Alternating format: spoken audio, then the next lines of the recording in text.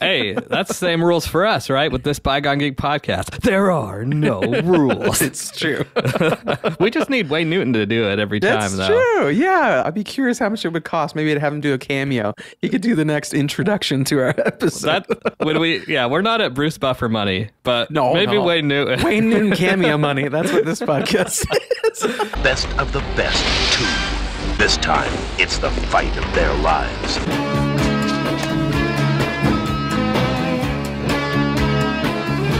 This movie is actually a theatrical movie for me. Like, Nice. we went to the theaters, and this was at the time I was 8 years old. This is the era of, Dad, let's go sit in the front row.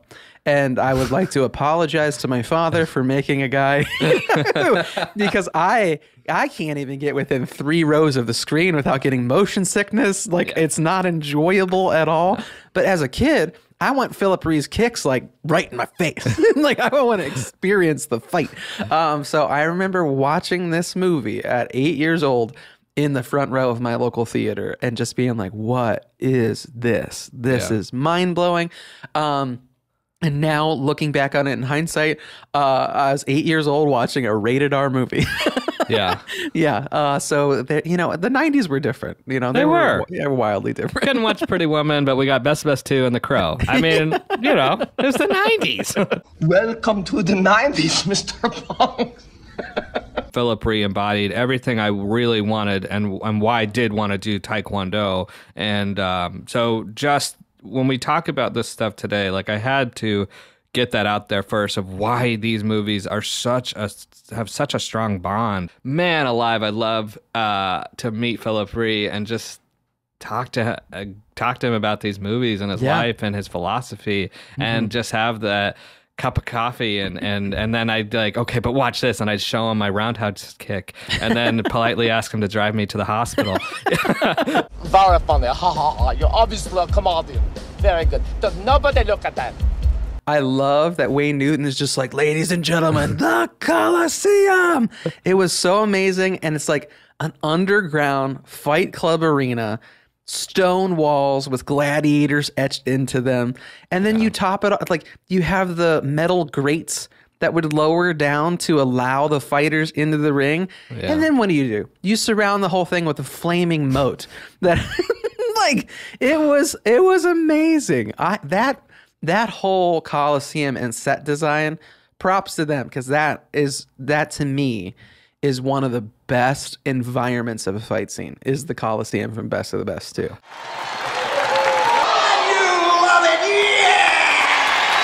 You take Ivan Drago and you mix him with a little Arnold Schwarzenegger, and probably still add about 3 inches of height and like 10 inches of width. Brachus, I was just like, oh no.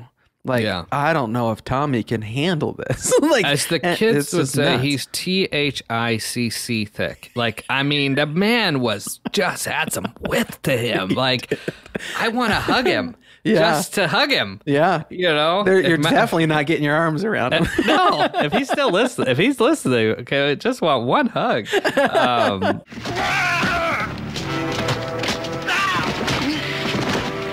When I wear black sweatpants, they don't look like Tommy Lee black sweatpants. How did he get him to look like that down the leg and stuff? Mine bunch at the bottom. Yeah, he looks sick. He looks just shredded. This is another up thing top. we'd ask him. Hey, first question. How'd you get those sweatpants?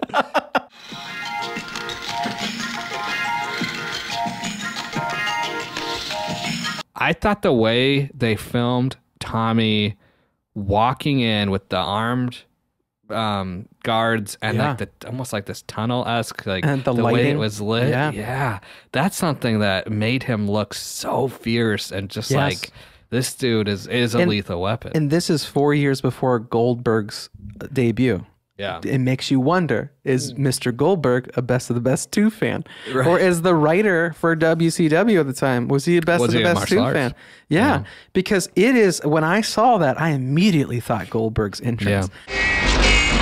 This time, it's the fight of their lives. This movie also, with the gladiator style thing, I feel like gave birth to the Ultimate Fighting Championship. That the idea of everybody fights in one night, and if you win, you get beat up along the way until you then face the final fight. And Wayne Newton uses the term early in the movie that Brachus is the ultimate fighter. He uses that terminology. And this movie came out in March of 93. And in November of 93 was UFC 1. And it makes me very curious if this actually gave birth to real UFC in the 90s and what it is today.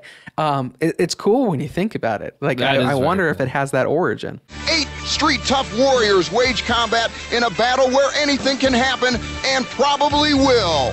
That when Wayne Newton comes down and says to Tommy, because he beats Brachus, congratulations to the new owner of the Coliseum.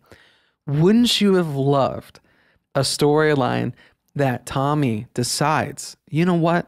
This world is broken. This world is bad. I've been tested too many times. I'm going to take over this Coliseum. I'm going to be the gladiator of all gladiators. And you have a third movie where he goes full-blown villain. And who pulls him out of it? Daehan. I would have watched that so much. I would be sick, but then at the beginning, it'd be like, starring Eric Roberts.